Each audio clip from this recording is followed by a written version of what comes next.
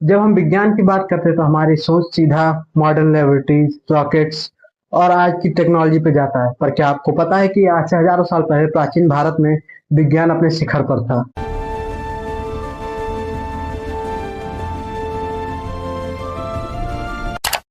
जब आज का मॉडर्न साइंस अस्तित्व में भी नहीं था, तब प्राचीन भारत का साइंस, मैथमेटिक्स, टेक्नोलॉजी, मेडिकल ये सब अपने पीक लेवल पे था।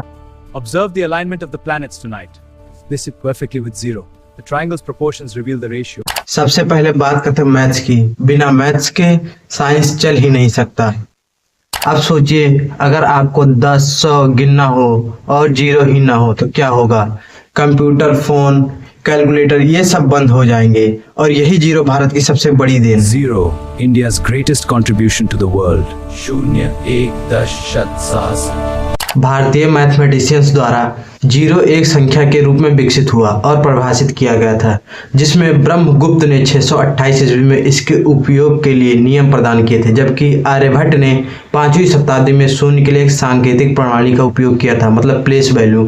भारत के महान गणितज्ञ आर्यभट्ट ने ही डेसिमल सिस्टम बनाया था, जिसे आज पूरी दुनिया यूज करती है। और बात करें पृथ्वी की, आज से करीब 1500 साल पहले आर्यभट्ट ने कहा था कि अर्थ घूमती है। उस समय ये कहना बहुत ही बड़ा रिस्क था, क्योंकि दुनिया अर्थ को स्थिर मानती थी। आर्यभट्ट ने ही पाई की वैल्यू निकाली और प्लैनेट्स कैसे मूव करते हैं ये समझाया और कैलेंडर सिस्टम पर भी काम किया।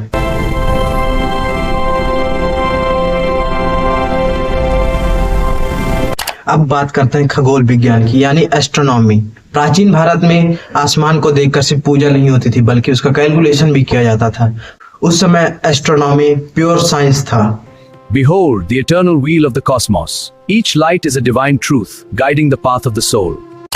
भारतीय एस्ट्रोनॉमर्स ने बताया दिन रात क्यों होते हैं, ग्रहण कैसे लगता है, सूर्य और चंद्रमा की चाल क्या है। प्राचीन भारत के महान एस्ट्रोनॉमर भास्कराचार्य ने बताया कि अर्थ को सन के चारों ओर घूमने में कितना समय लगता है। उनकी कैलकुलेशन इतनी एक्यूरेट थी कि मॉडर्न साइंस से बस कुछ मिनट्स का ही फर्क है। सोचिए, बिना टेलीस्कोप, बिना कंप्यूटर के इतनी एक्यूरेसी।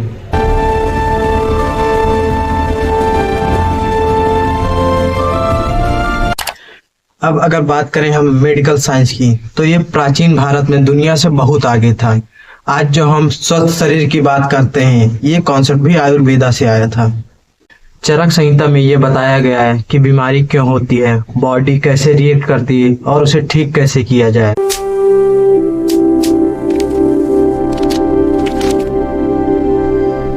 और सुश्रुत, जिन्हें आज फादर ऑफ सर्जरी कहा जाता है, उन्होंने नाक की प्लास्टिक सर्जरी की, मोतियाबिंद का ऑपरेशन किया और सर्जरी के लिए 300 से ज्यादा टूल्स बताए हैं। ये सब उस समय में हो रहा था जब दुनिया के कई हिस्सों में इलाज सिर्फ प्रेयर तक सीमित था।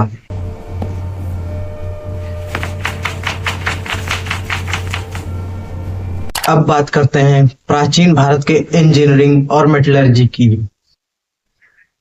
अब हड़प्पा सिविलाइजेशन को ही ले लीजिए। उस समय एकदम स्ट्रेट रोड, प्रॉपर पानी का निकास और बारिश के पानी का मैनेजमेंट, ये सब एकदम प्लान तरीके से बनाया गया था। ये उस समय के सिविल इंजीनियरिंग को दर्शाता है। और फिर आता है दिल्ली का आयरन पिलर, 1500 साल से खड़ा है लेकिन रस्ट नहीं लगा। ये सब आज भी साइंटिस्ट रिसर्च कर रहे हैं कि ऐसी इंजीनियरिंग और मेटलर्जी प्राचीन समय में पॉसिबल कैसे थी। अब बात करते हैं प्राचीन समय के केमिस्ट्री की, यानी रसायन विज्ञान, जिसे प्राचीन समय में रस शास्त्र कहा जाता था। मेटल शुद्ध करना, अलॉय बनाना, कलर्स और परफ्यूम बनाना, ये सब भारत में जाना जाता था। इंडियंस कपड़े और डाइज इतने फेमस थे कि इन्हें अफ्रीका, यूरोप, एशिया के कई भागों तक एक्सपोर्ट किया जाता था और ट्रेडर्स खुद भारत में आते थे।